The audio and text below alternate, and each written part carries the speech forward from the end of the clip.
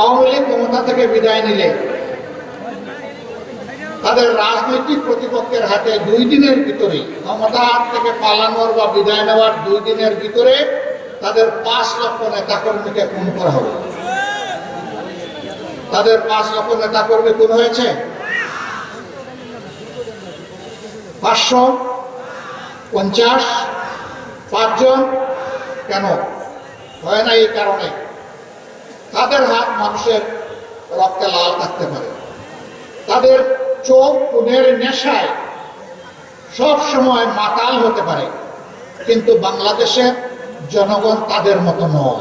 গুলির সামনে বুক পেতে দিয়ে যে লড়াই করেছিল, সেই লড়াইয়ের ফসল আজকের নতুন বাংলাদেশ। তাদের এই ত্যাগ এবং কুরবানির কারণে, তাদের সাথে গোটা জাতির সংহতি প্রকাশ করার কারণে, তাদের পাশে দাঁড়িয়ে লড়াই করার কারণে অসংখ্য শহীদের রক্তের ফোঁটা এবং মুসলমানের চোখের পানির ফোঁটা মহান রবের দরবারে কবুল হওয়ার কারণে আজকে এই নতুন বাংলাদেশ আমরা পেয়েছি। এর আগে ওবায়দুল কাদের সাহেব কয়েকবার বলেছেন, আওয়ামী লীগ ক্ষমতা থেকে বিদায় নিলে তাদের রাজনৈতিক প্রতিপক্ষের হাতে 2 দিনের ভিতরে ক্ষমতা থেকে পালানোর বা বিদায় নেওয়ার 2 দিনের ভিতরে তাদের 5 লক্ষ নেতাকর্মীকে খুন করা হবে। তাদের 5 লক্ষ নেতাকর্মী খুন হয়েছে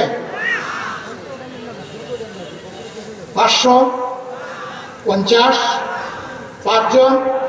কেন হয় না? এই কারণে তাদের হাত মানুষের রক্তে লাল থাকতে পারে, তাদের চোখ খুনের নেশায় সব সময় মাতাল হতে পারে, কিন্তু বাংলাদেশের জনগণ তাদের মতো নয়।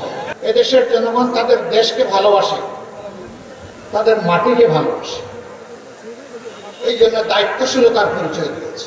মিডিয়ার বন্ধুগণ আমার কথাকে বদলে বলেন পুনর বিচার করবো। আমি বিচার করার কি? আমি কি বিচারক? বিচারকের আসনে বসে যারা বিচারক তারা বিচার করে। আমরা বলছি বিচার হতে হবে, এই বিচার আমরা দাবি করি। খুনের বিচার যদি না হয় তাহলে খুনের সংস্কৃতি বন্ধ হবে না। লুটপাটের বিচার যদি না হয় লুটপাটের সংস্কৃতি বন্ধ হবে না।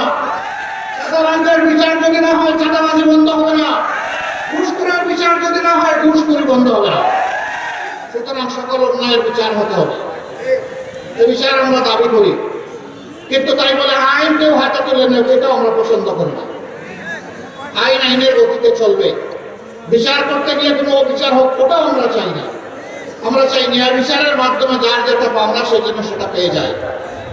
এইরকম একটা বাংলাদেশ আমরা করতে চাই। আমাদের সন্তানদেরকে আমরা আশ্বস্ত করতে চাই, তোমরা যে বৈষম্যহীন বাংলাদেশের স্লোগান দিয়ে বলেছিলে উই ওয়ান্ট জাস্টিস, আমরা তোমাদের সাথে আছি। আমরা তোমাদেরকে ভালোবাসি, তোমাদের অবদানের জন্য আমরা তোমাদের কাছে কৃতজ্ঞ এবং তোমাদেরকে আমরা শ্রদ্ধা করি। তোমরা আমাদের অহংকার, তোমরা আমাদের গর্ব। আগামীর বাংলাদেশ ইনশাআল্লাহ আমরা তোমাদের হাতে তুলে দিতে চাই। আমরা তোমাদের পাশে থেকে দোয়া করতে চাই, সাহায্য করতে চাই। মরার আগে আমরা দেখে যেতে চাই আমার প্রিয় বাংলাদেশ সাম্য এবং সৌহার্দ্যের বাংলাদেশ। আমার প্রিয় বাংলাদেশ একটা মানবিক বাংলাদেশ। এই মানবিক বাংলাদেশের জন্যই আমাদের সংগ্রাম, আমাদের সাধনা। এই সংগ্রামে আমরা আপনাদের সকলকে পাশে চাই, সাথে চাই।